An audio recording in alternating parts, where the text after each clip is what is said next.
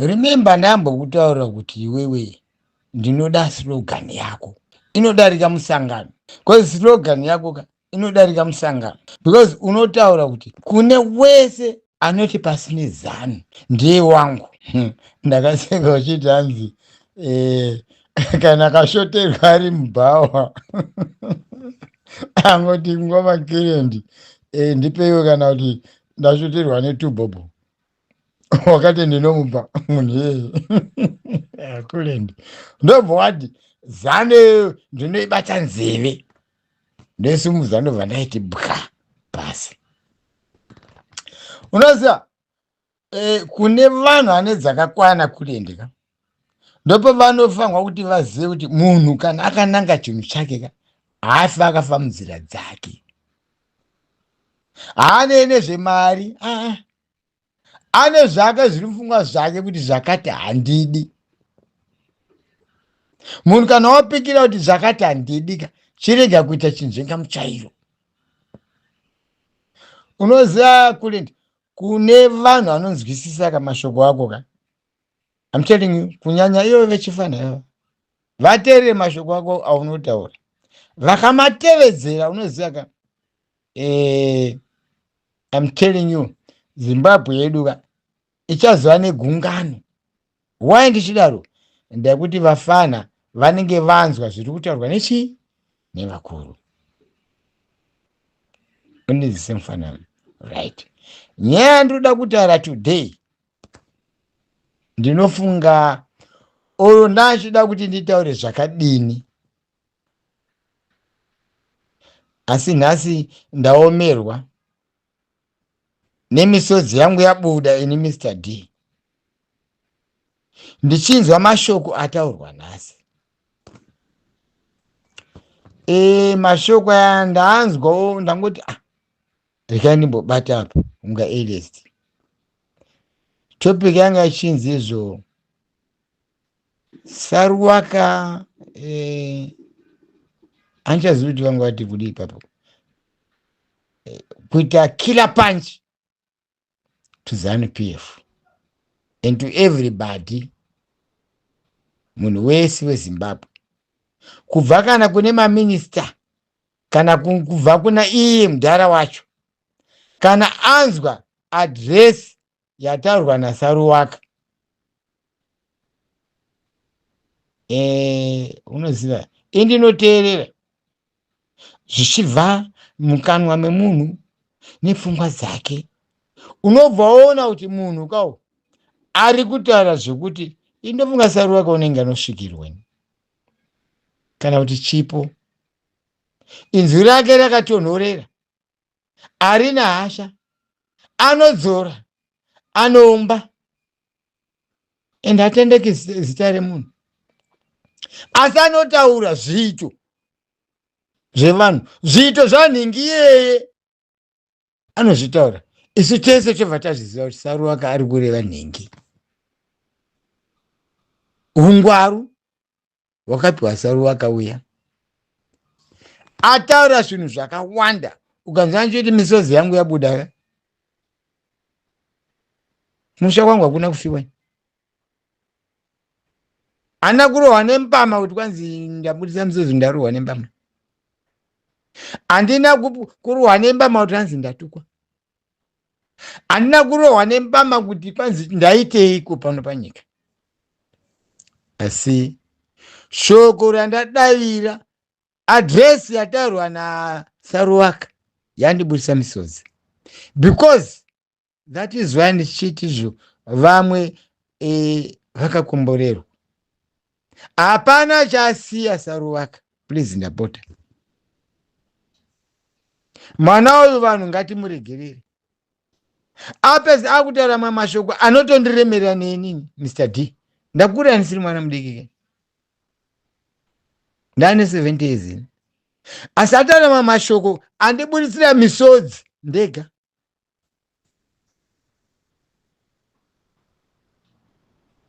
Ndanchikumbira kuti kuvana veZimbabwe nevanhu vese veZimbabwe vateerere zvataurwa naSaruwaka.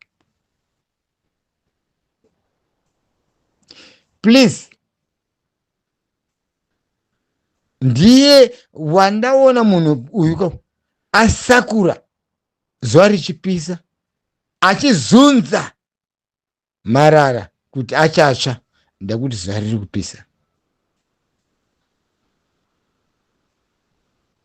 Mwana weSaruvaka anotaura hanzvengi, asi anotaura kuti ruzhinji rwenyika, kuti mashoko aSaruvaka anga achitaura kubva kuna iye mukuru, kumasoja, kumaCIO, kumapurisa, kuzinara, hapana pasiya. Apedza misodzi yangu yabuda zvechokwadi. Apa ndakuudza mimi vana veZimbabwe, ndikuudza imimi kuvana veZimbabwe vari murevolution yeM31, geza revolution. Ndofunga Saruvaka ataura ende hapana pasiya, asi hana kutuka munhu. Munoziva ataura fanika Jesu. That is why zvinzi izvo kune vamwe vane svikiro. Saruvaka ising'anga, asi asvikirwa. Sorry, ndi Mr. D kwaukurawo futika, asi haisiri COVID. Vana Mr. D vakanzvenga COVID umu, takapinda muCOVID umu tikadzisiya dzakadaro. Nhasi tiri kungorova futi, haiwawo totadza kushanda sei? Tama 70 tingada chidya penjeri dzedu tamuZimbabwe, asi takuzidlira kumhiri kwamakungwa. Mofunga kuti hatidiwo kuuya kushuwa kuno kuzororawo wodlawo penjeni yako yakwini. Ndakuti yakwini yenyika.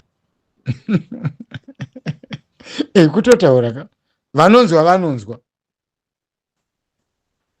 kumuromo une mapegere unongotaura zvazvinongoti ndizvo. But nyaya yangu iri kutaurwa iri iyi handiri. Saruvaka hapana pasiya, atsetsenura kubva pekutanga nepekupedzisira, kubva mukuputsa vanoputsa achivasunganidza, vanoda kuputsa revolution. Hapana pasiya kana zvinezvisu vanhu ka ngatinyarei zvatinoita zvinotibvisa munzira yemasoja. Ati kudini? Nzira yemasoja. Ndisaruvaka uyu. Nyaya yangu iri pekuti hapana achasiya, asi isusu vanhu kana tanzwa zvataurwa naSaruvaka, indokukumbirai kune vana veZimbabwe vari mudiaspora, vari kuronga zvavada kuti vaite, vavada kutsvanga zvimachanero zvake, nhasi maudziwa. Saruvaka haana kutendeka munhu, asi ataura zviri kuitika.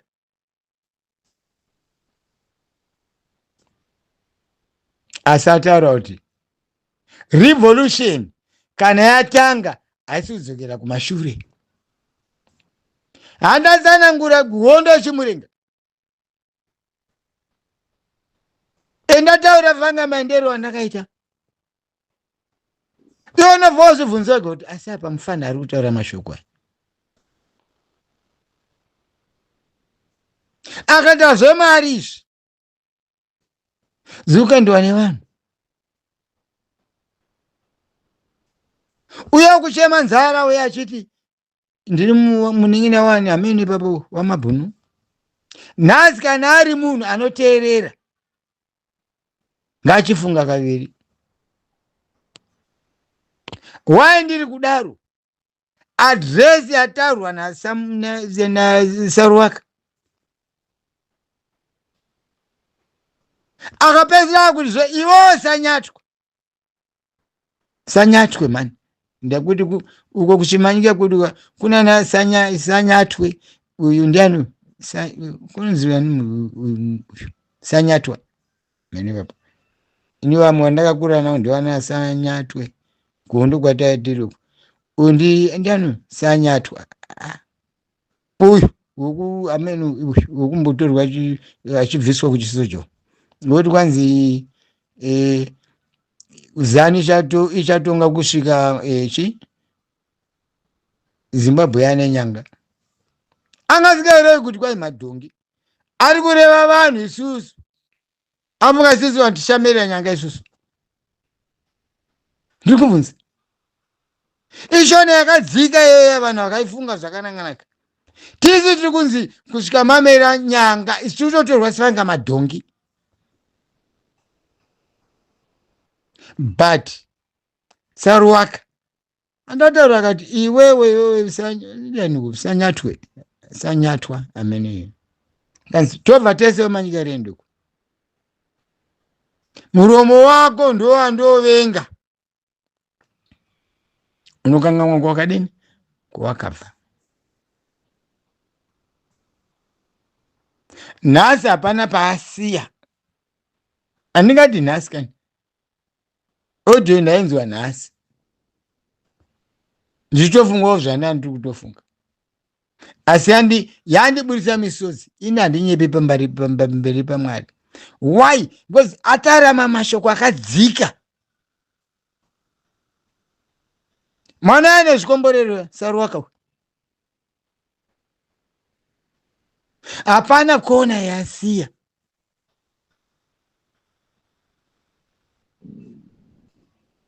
dena nchizvinyora basi ndazvibufura zvese asi zvapinda mufungwa mangu kusvika misodzi yangu yabuda asi mapindire azvaita mufungwa dzangu inini Mr. D ndachikumbira kuti imimi vanhu mamakateerera I don't care who you are and what you are and what you are doing but mashoko ataurwa nemwana unaSaruwaka aya inyenyedzi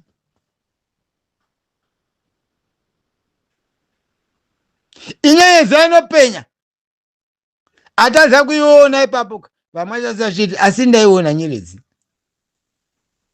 zvafana sezvandiri kutaura izvi ndakuita vanga zvonzi ndati ndaiona here nyeredzi asi hatina mboyo ndikati inobva ndaiona nyeredzi ichiti papa ndiri kureva mashoko ataurwa naSaruwaka mashoko anovaka anobatanidza anotonhodza asina zviya zvokunzi ndikunani asi angachitaurira ruzhinji isusu vana veZimbabwe kunyanya vafana muri kuura imimi noti iwewe kule ndiyotobe kune vafana vanonzi vafana vari kunetsa sereki vafana vechizvimbi zvonzvi zvimutoriro izvi vafana eve zvasvira kuchitaura ko kule ndichaibata zano nenzeve ndoirirembedzana ndigwaiti pwa okay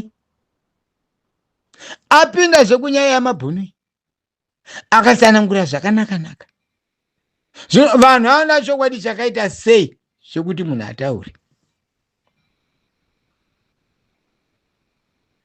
indotenda nhasi kuti mashoko andanzwa abva kuna Saruwaka indachikumbira kuti vamwe apinde mumusoro mavo because machaputa andanzwa machaputa asina kana vangani kana vaviri haazei kunyengerera haazei kutya asi ndekuparidza mharidzo kuti ndo zviripo ndakuti zvese zvataura muadhiresi yake hapana asiri kuzviziva muZimbabwe chero vari kudya vachiguta kana vazhinji vachaziva kuti asi tiri kudya tiri guta kana zviri zvekubaka please ngatingwari mangwana izvi ati kudini zuva rimwe hariwo zinyama chisi hachiyeri musacharimwa but the revolution is there. The revolution is never going back. Konde chimurenga chachoka moti vakafa vaida vakutsikirirwa pasi vava nembavha idzi vanhu handifungi kuti hondo chacha vanonyatso kuisa mumusoro. Ugona vanhu vacho vakutama madhaiza ese iwayo, hondo chavaizivi futi havaizivi. Kungocreata zvo okoma kana baba mariwo chikwanaika kuti zvanyanya.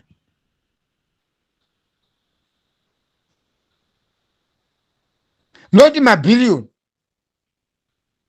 apa zvemuri kuda mamwe futi. Please amugutiwo makaita sei? Matumbu enyu chachaiwa ndo zvakafira mbuya nehanda izvozvo. Kuenda pamuti uya uya ndakaona mutosho uri muHarare nemupambo yacho irimo pakatonyura so pakanyurira tambo. Handidi kutombodarika nako kwezvikondifungisa zvakawanda.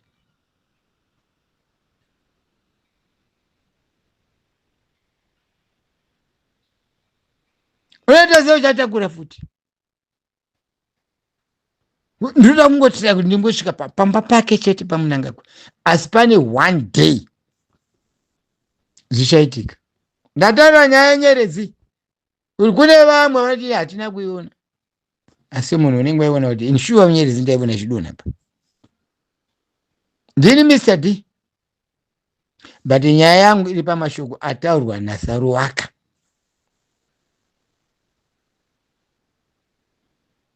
Zvataurwa naSaruwaka chokwadi ndiri kuzai kubva kuna iye kana munangagwa wacho zvichidzika nepasi ipapo. Umwe neumwe ari kukwenya, asi kuti vataurirane kuti zviri kutaura vari kungoti ndezvake rabhishi, but mupfungwa dzavo zvavemo. Malast words ataura Saruwaka akati musatya vana veZimbabwe, mazuva anoswedera padyo nepadyo, kukwira gomo hudini hupoterera. Atisatendekana, ngatinanganei nechinhu 1 kana zviri zverevolution geza M31, ngatimire takadaro. Yes, tukanai, asi wanai nguva yekuti garai muri pakona mutaura chiri kunesa mogadzirisana, modzoka zvepai murodhi.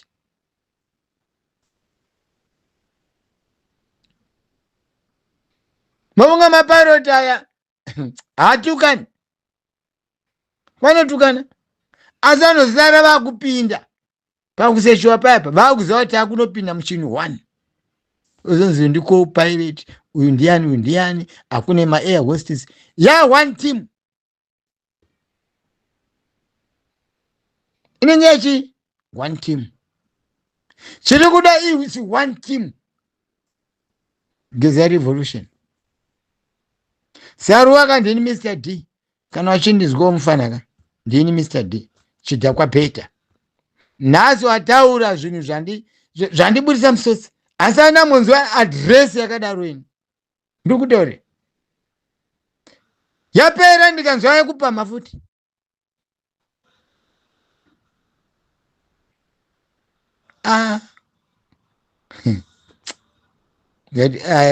Ndo mashoko aya esvikiro.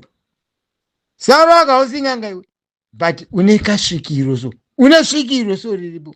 Mashoko awataura ukanzwa ni Mr. Dika ndakuti ndasarenda ka, ukamapama futi ka, Zimbabwe inondengendeka. Muparliament vachazongopinda vongotarisana pachasha ane topic yekuti vataure nemashoko awataura chete waya, mashoko akapfekedzwa akashongedzwa, ane rurimi runotapira, rwakatonhora, rusina hasha. Ndaona fanika ungati ndiri kuverenga bhaibheri riri kuti kwanzere ndiJesu ari kuparidzira vadzidzi vake. Zera rako iroro wataura zvikudarika zviri mubhabheri. Ndini Mr. D. Chakanaka mukanga uri kwemonyu. Salt is salt, sugar is sugar. Kana wataura zvinotapira mwanangu, kana wataura iwe zvakachena semukaka, vanonzwa ngavanzwe. Ndini Mr. D. Ndatini nyaya yangu iri pekuti vanhu kana manzwa zvataurwa naSaruwaka chitangai kufunga.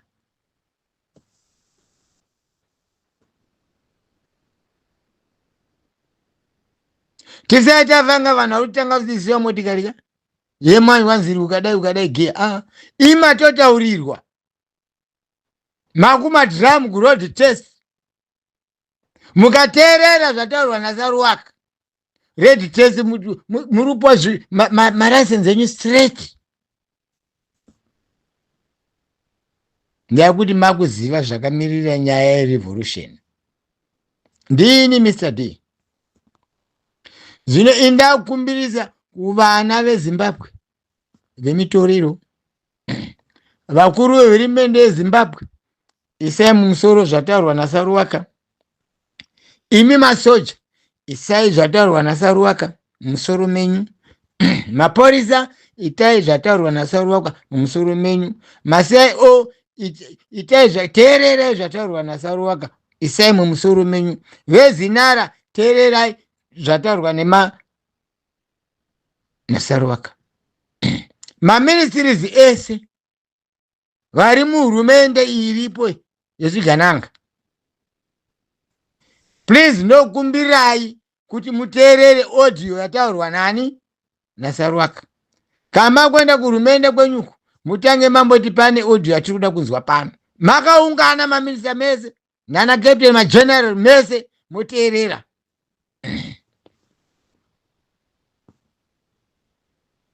Muchatarisana. Ndati ndaburitsa misodzi nezvataurwa naSaruwaka. Muchaona mukati menyu kuna vachaburitsa misodzi. Ndopa mutazoona kuti hatina kugadzikana zvakanaka munyika yedu. Pane patiri kushaisha, pane patiri kurasa gwara rechi remasoja, mafambiro echi emasoja. Izvi mai ndakuchizvitsinira kune munhu wese ari murevolution neasiri murevolution ngateererewo futi. Tiite one unit, tione chakaipa nechakanaka.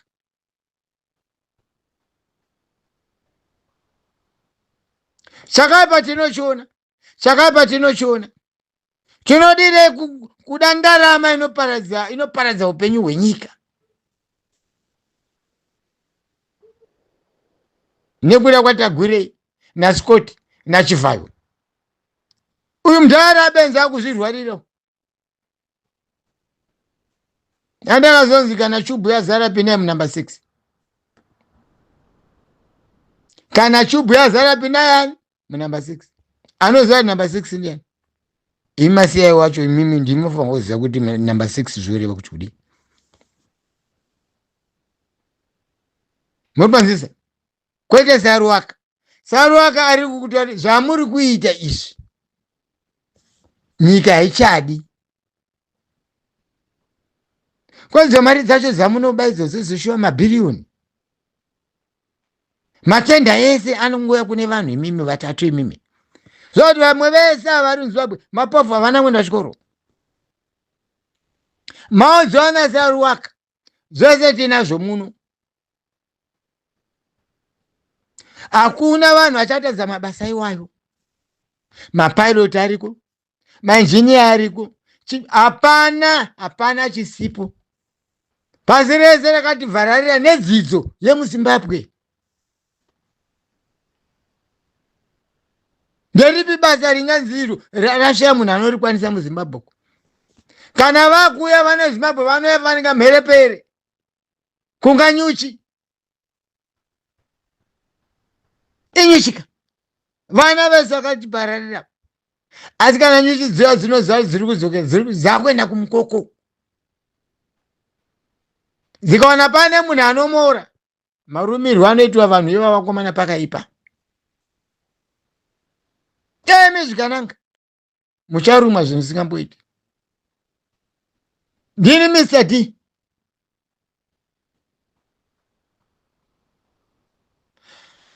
Ini ndiri kuti kana manza zvataurwa naSaruwaka, kwete zvandiri kutaura, ndiri kuti kana manza zvataurwa naSaruwaka, Indi kuuzai zvataurwa nani naSarwaka. Yes, hakuna munhu anoda chingwa chisina majarina kana iri toast beans wofuti baked beans. Inini ndiri kungoisiwa majarina pamashoko aSarwaka. Kana kuri kutoast Sarwaka toasta kudhara, ini nguya nebaked beans kuti zvidini zvinake vanhu munzwisisise. Please mangwana hatizoda zvokuzomboti hanzi kudini. Imi Zigananga maoziva naSarwaka kuti zuva riri kuuya Mwari azibenzi ndiwedu tese. Nakirwai but zvese zvichasara pano pasi. Nasingazivi kuti Sarwaka ndepastor ini.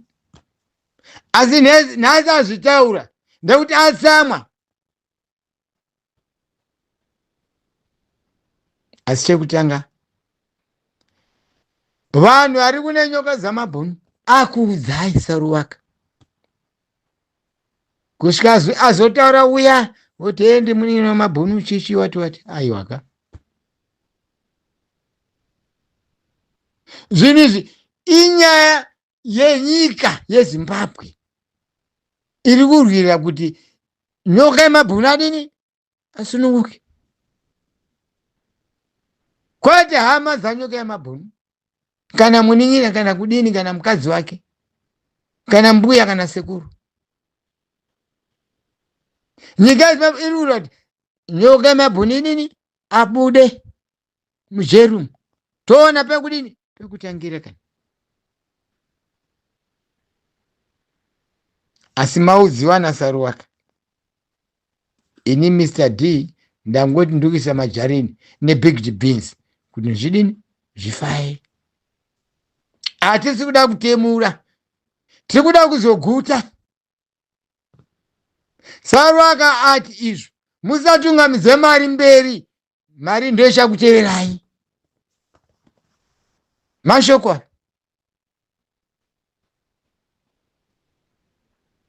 kunyanyanya imimi muZigananga kamuri muparamendi mu ndati nini musamunoita musangano wenyu mimi Zigananga. Teerera video yani audio yani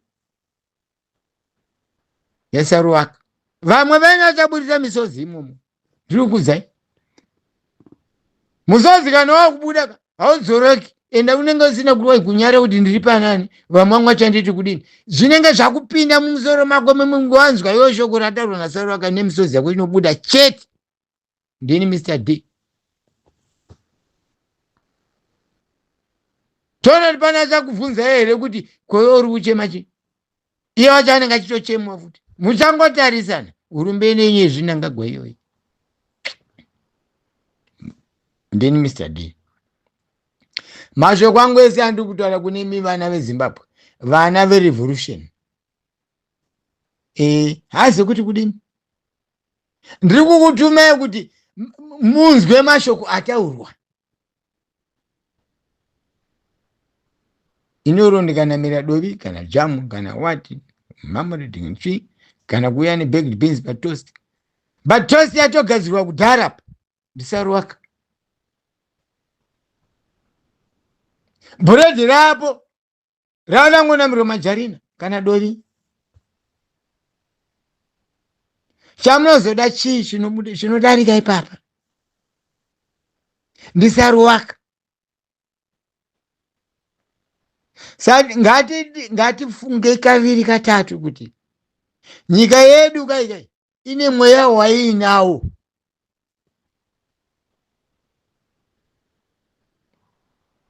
Ndiana izodi geza uyu ndana geza achabubuvura zvese masikireti ese.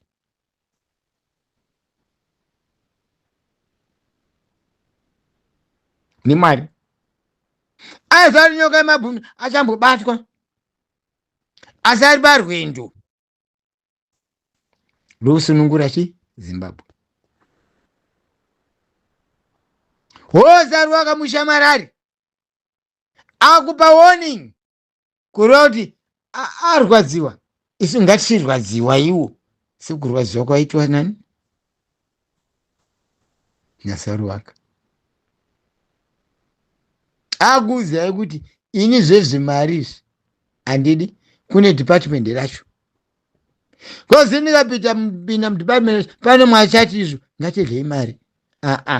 Changu zvau asi maudziwa chokwadi chake from A up to Z.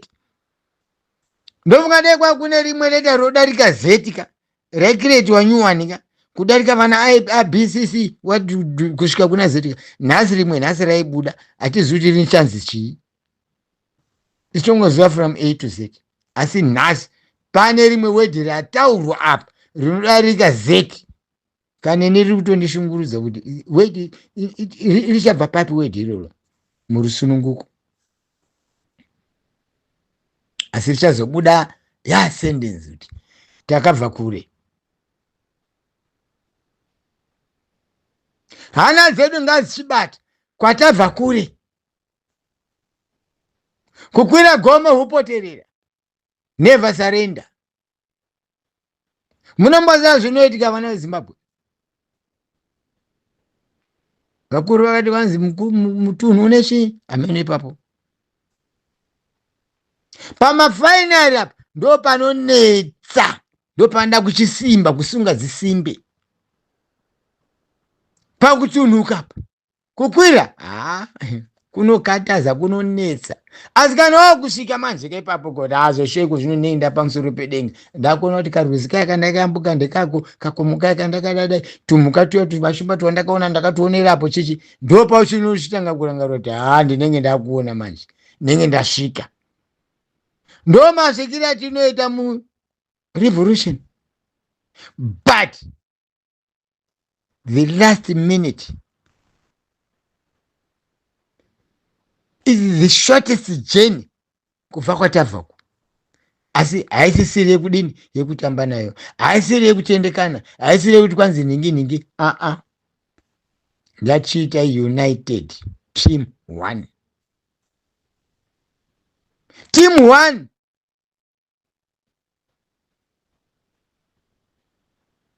Vakomana modawo nditi chiweni Mr. D. Kune vaparidzi vechokwadi vakatarisana Saruwaka uyu.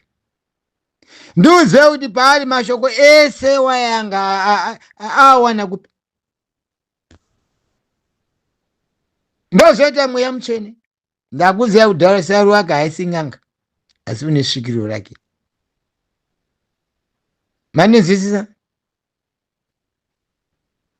Kubva vasana mudharagesa hadzisi n'anga asi ane masvikiro awo. Ndati tapedyo, matunhu tafamba, gomo takwira, chasara kudini, kuchiturunuka tapedza kabasa. Marwizi taona ane makarwe, chasara kuchitsvaga pekuyambuka napo.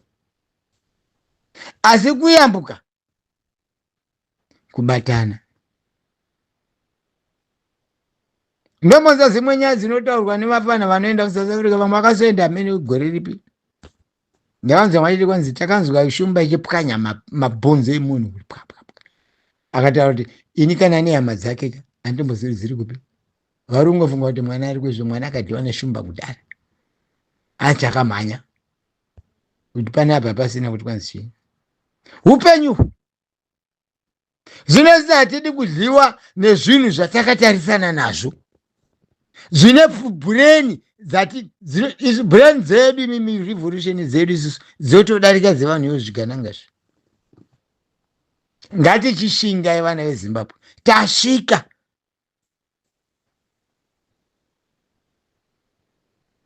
Zvigananga amarara emvura inozara inorasira marara ese kumasaidhi uku.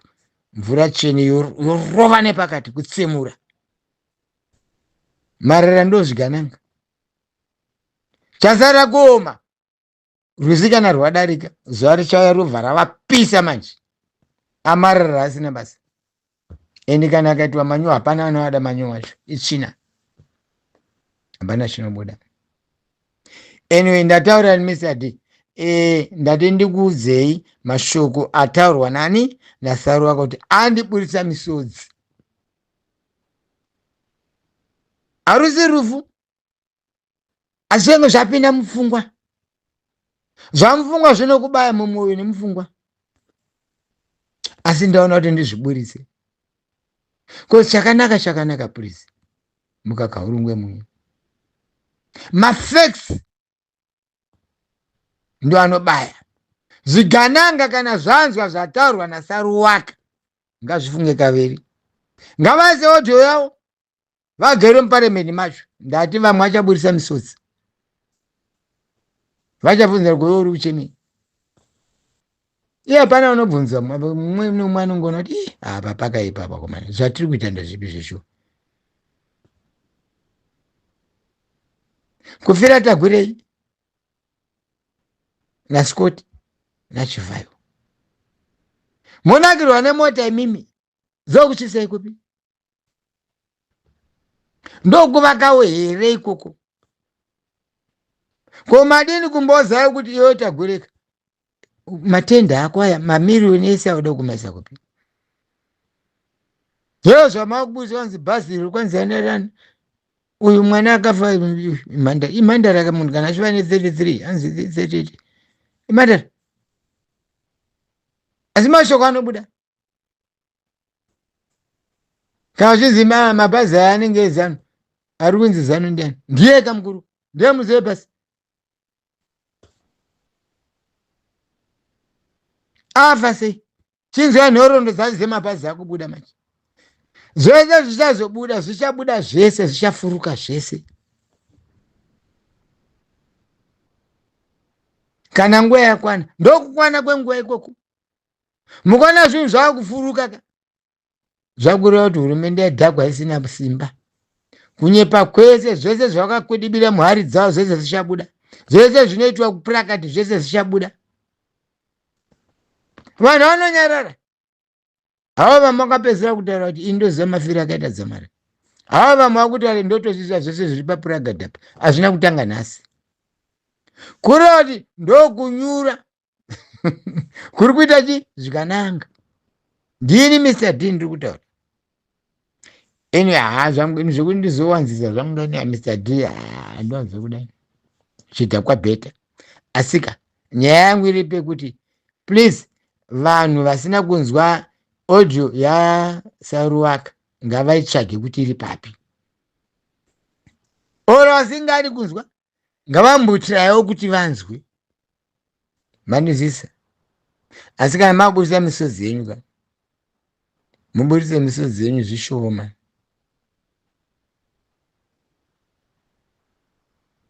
Kwezi misodzi kana yakubuda zvapinda mupfungwa zvabaya. Mupfungwa nemumwoyo. Kwete mumaziso. Nekuti munhu ataura hamusi kumuona kaSaruwaka. Asi mashoko ake ngakubayei. Ngapinde musoro menyu. Manzwei, marimekedzei. Ndapedza vana veZimbabwe. Pamberi nerevolution yedu.